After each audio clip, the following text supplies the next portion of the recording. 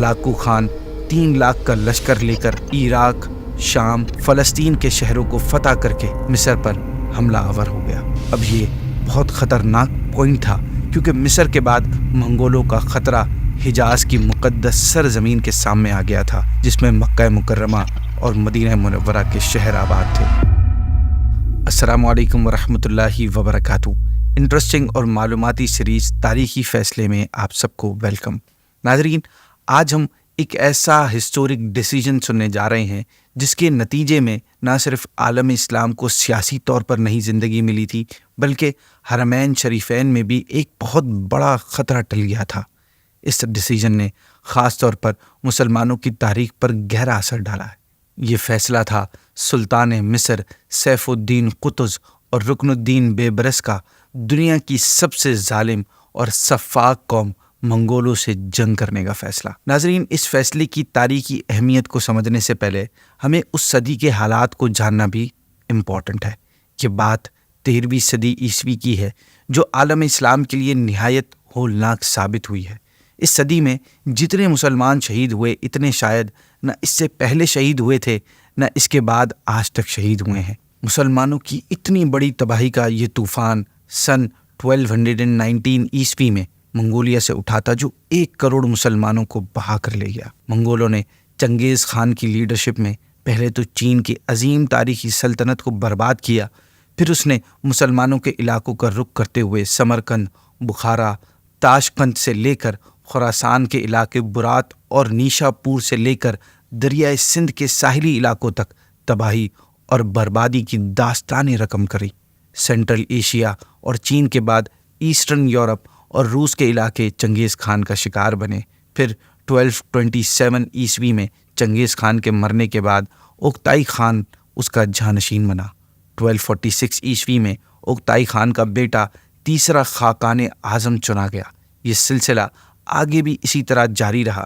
ناظرین، خاقان کی تبدیلیوں کے باوجود بھی منگول سلطنت کے حملے ارد گرد کے علاقوں میں جاری رہے اور اب ان کا نشانہ مسلمانوں کے علاوہ دوسری قومیں بھی بننے لگی، جن میں یورپین اور رشین قومیں بھی شامل تھیں۔ اس کے بعد سن 1258 عیسوی میں ہلاکو خان نے بغداد پر حملہ کر کے مسلمانوں کی خلافت عباسیہ کا خاتمہ کر دیا۔ بغداد کے ساتھ ہی موصل، حلب اور دمشق کے علاقے بھی ہلاکو خان کے ہاتھ فتح ہو گئے۔ اس طرح منگولوں کا یہ خونی کھیل سینٹرل ایشیا سے نکل کر ایران، افغانستان، چین، روس اور ہندوستان کے اکثر علاقوں، ایسٹرن یورپ، شام، فلسطین اور عراق کو تباہ و برباد کر کے مصر کے دروازے تک پہنچ گیا تھا۔ مختصر یہ کہ 13ویں صدی عیسوی کے مڈ میں منگول سینٹرل ایشیا سے نکل کر چاروں طرف پھیل گئے تھے اور ہر طرف ان کی قتل و غارت گری اور فتوحات جاری تھیں۔ یہ ساری تفصیل بتانے کا مقصد اور ریزن یہ ہے کہ جس وقت منگول مصر پہنچے اس وقت یہ کتنے مضبوط اور کوئی بھی ان کے سامنے رک نہیں پا رہا تھا۔ ان کا خوف ہر طرف غالب تھا۔ منگول سلطنت اس وقت 4 حصوں میں ڈیوائیڈ ہو چکی تھی، مگر ان کا خان، ان کا لیڈر اب بھی پوری سلطنت کا حکمران سمجھا جاتا تھا۔ ایسے میں ہلاکو خان 3 لاکھ کا لشکر لے کر عراق، شام، فلسطین کے شہروں کو فتح کر کے مصر پر حملہ آور ہو گیا۔ اب یہ بہت خطرناک پوائنٹ تھا کیونکہ مصر کے بعد منگولوں کا خطرہ حجاز کی مقدس سرزمین کے سامنے آ گیا تھا، جس میں مکہ مکرمہ اور مدینہ منورہ کے شہر آباد تھے۔ یعنی اگر ہلاکو خان مصر کو بھی فتح کر لیتا تو اس کے بعد حجاز کی مقدس مقامات تک اس کی راہ میں رکاوٹ اور اسے روکنے کے لیے کوئی بھی مسلم سلطنت نہیں تھی۔ لہٰذا حرمین شریفین کی حفاظت اور مسلمانوں کو منگولوں کے ظلم و ستم سے بچانے کے لیے مصر کے حاکم سلطان سیف الدین قطز اور ان کے سپہ سالار رکن الدین بیبرس نے آپسی مشاورت کے بعد دنیا کی ظالم ترین انسانوں کی کھوپڑیوں سے مینار بنانے والی قوم منگولوں کے خلاف جنگ کرنے کا فیصلہ کیا۔ پھر وہ وقت آیا کہ سن 1260 میں رمضان المبارک کے مہینے میں مصر اور شام کے سرحدی علاقے عین جالوت کے مقام پر ہلاکو خان کی 3 لاکھ فوج مسلمانوں کے 20,000 کے مختصر لشکر کے سامنے کھڑی تھی۔ ناظرین، مسلمانوں کی فوج کسی بھی طرح سے ان 3 لاکھ کا لشکر مقابلے کرنے کے قابل نہیں تھی، اور اب مصر کی شکست کا مطلب تھا کہ ہلاکو خان کی رسائی حجاز مقدس کے شہروں اور حرمین شریفین تک ہو جاتی، اور پھر مراکش، نارتھ افریقہ کے مسلم علاقے، اور پھر اندلس۔ مگر اس موقع پر اللہ پاک کی طرف سے مسلمانوں کے لیے مدد آئی، اور اللہ پاک نے اپنی مدد سے عالم اسلام کو بچا لیا۔ چنانچہ ہوا کچھ یوں کہ ہلاکو خان کو اپنی فوج کا ایک بہت بڑا حصہ لے کر قراقرم واپس جانا پڑا۔ اصل میں ہوا یہ تھا کہ قراقرم کے چوتھا خان، خاقان اعظم منگو خان مر گیا تھا، جس کی وجہ سے دنیا بھر سے منگول شہزادے قراقرم کے مرکزی جرگے میں شرکت کے لیے قراقرم جا رہے تھے۔ اسی وجہ سے ناظرین، ہلاکو خان بھی اپنے نائب قطبگا خان کو 20,000 کا لشکر سونپ کر واپس قراقرم کی جانب روانہ ہونا پڑا۔ ہلاکو خان کے جانے کے بعد 15 رمضان 1260 عیسوی میں عین جالوت کے میدان میں منگول سالار قطبگا خان اپنے لشکر کے ساتھ موجود تھا کہ سلطان اور امیر رکن الدین بیبرس مصر کی افواج کے ساتھ میدان میں آ پہنچے۔ اب ہلاکو خان کی روانگی کے بعد دونوں لشکروں میں سپاہیوں کی تعداد تقریباً برابر ہو چکی تھی، کیونکہ منگول کا لشکر کا بڑا حصہ ہلاکو خان اپنے ساتھ لے گیا تھا۔ ناظرین، رکن الدین بیبرس، جن کے ہاتھ میں مسلمانوں کی فوج کی کمان تھی، یہ منگولوں کے قصے سن کر کہا کرتے تھے کہ وقت آنے دو، ہم ان وحشیوں کو بتا دیں گے کہ صرف وہی لڑنا نہیں جانتے، بلکہ دنیا میں کچھ ایسے لوگ بھی ہیں جو ان کی گردنیں دبوچ سکتے ہیں۔ اور اب وہ وقت آ پہنچا تھا۔ قطبگا خان کو ہلاکو خان کی طرف سے واضح ہدایت تھی کہ اس کی واپسی تک اسی جگہ قیام کرے اور مصر پر ہرگز حملہ آور نہ ہو۔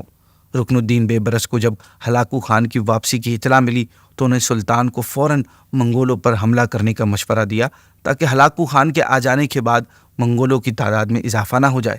چنانچہ سلطان کا حکم ملنے کے بعد رکن الدین بیبرس نے باقاعدہ طور پر آگے بڑھ کر منگولوں کے لشکروں پر حملہ کر دیا۔ عین جالوت کی اس تاریخی جنگ میں رکن الدین بیبرس نے منگولوں کو شکست دینے کے لیے وہی جنگی تدبیر، وہی اسٹریٹجی اپنائی جو منگول جنگوں میں اختیار کیا کرتے تھے۔ وہ یہ کہ رکن الدین اپنے چند دستے ایک گھاٹی میں گھات سے لگا کر بٹھا دیے، اور منگولوں کو یہ ظاہر کیا کہ مسلمانوں کی تعداد کم ہے اور ان کے حوصلے پست ہوتے جا رہے ہیں۔ منگول اس چال میں آ کر ان پر حملہ کرتے کرتے آگے تک آ گئے اور بالآخر گھاٹی میں پہنچ کر پھنس گئے۔ یہ گھات لگا کر دشمن کو تنگ جگہ لا کر پھنسانا انہی منگولوں کا طریقہ تھا، جس کو ان کا سپہ سالار قطبگا خان اپنے طاقت کے غرور اور ماضی کی فتوحات کے نشے میں غرق ہونے کی وجہ سے سمجھ نہیں پایا۔ گھاٹی میں گھات لگائے مصری دستوں نے منگولوں کو گھاٹی میں پھنسا کر ان پر تابڑ توڑ حملہ کرنا شروع کر دیا، اور اس وقت تک ان پر لگاتار حملہ کرتے رہے جب تک وہ تہس نہس نہیں ہوئے۔ منگول لشکر میں افراتفری پھیل گئی اور وہ دونوں اطراف سے مسلمانوں میں گھر گئے۔ اب بیبرس نے منگول فوج کا قتل عام کرنا شروع کر دیا اور انہیں اس بری طرح سے مارا کہ تاریخ میں اس سے پہلے منگولوں کے ساتھ پہلے کبھی ایسا نہیں ہوا تھا۔ قطبگا خان بیبرس کے ہاتھوں گرفتار ہوا اور بیبرس نے اسے عبرت کا نشان بناتے ہوئے واصل جہنم کر دیا۔ ناظرین، اس جنگ میں منگول لشکر مکمل طور پر قتل یا گرفتار ہوا تھا۔ قاہرہ کی گلیوں میں قطبگا خان کی لاش کو منگول قیدیوں کے ساتھ پھرایا گیا تاکہ ہر ظالم اس کی موت سے عبرت حاصل کرے، اور اس کے بعد ان منگول قیدیوں کو بھی سزائے موت دے دی گئی۔ ناظرین، اس تاریخی فیصلے کے نتائج یہ نکلے کہ عین جالوت کے میدان میں منگولوں کے جنگ ہارنے کے بعد ان کی ذلت بھری شکست کی خبریں شام اور فلسطین کی سلطنتوں میں آگ کی طرح پھیل گئی، جن پر منگولوں نے قبضہ کیا ہوا تھا، جس کے بعد مسلمانوں کے حوصلے بلند ہونا شروع ہو گئے اور انہوں نے منگول حاکموں کے خلاف بغاوتیں کرنا شروع کر دی۔ پھر جگہ جگہ سے یہ خبریں آنے لگ گئی کہ مسلمانوں نے منگولوں سے اپنے شہر واپس لینا شروع کر دیے ہیں۔ مزید یہ کہ مسلمانوں کی تعلیمات سے متاثر ہو کر بہت منگول مسلمان ہو گئے تھے، اور اس طرح دیکھتے ہی دیکھتے شام اور فلسطین کے اکثر علاقے منگولوں کے قبضے سے آزاد ہو گئے۔ اس طرح منگولیا سے اٹھنے والی کالی آندھی 40 سال تک مظلوم مسلمانوں کا خون پی کر 1260 عیسوی میں عین جالوت کے میدان میں رکن الدین بیبرس کے ہاتھوں اپنے انجام کو پہنچ گئی۔ اگرچہ اس کے بعد بھی منگولوں نے مسلمانوں کے علاقوں پر کئی حملے کیے، مگر ان کے قابل شکست رہنے کا تاثر، جو امپریشن تھا، وہ ختم ہو گیا تھا، اور اب مسلمان ہر جگہ پر ڈٹ کر ان سے فائٹ کر رہے تھے۔ اور آخر میں ایک کمال کی بات آپ کو بتائیں گے، وہ یہ کہ منگول جنہیں بڑی بڑی سلطنتیں تو نہ روک سکیں، لیکن ایک غلام، جی ہاں، سلطان بے برس پہلے ایک غلام تھے، انہوں نے نہ صرف منگولوں کو زبردست شکست دی بلکہ ان کا خوف بھی مسلمانوں کے دلوں سے ختم فرما دیا۔ اللہ پاک ان کی کوششوں کو قبول فرمائے۔ اسی کے ساتھ آج کی ایپیسوڈ کو اینڈ کرتے ہیں۔ انشاءاللہ آپ سے کل پھر ایک نئے فیصلے کے ساتھ ملاقات ہوگی۔ السلام علیکم ورحمۃ اللہ وبرکاتہ۔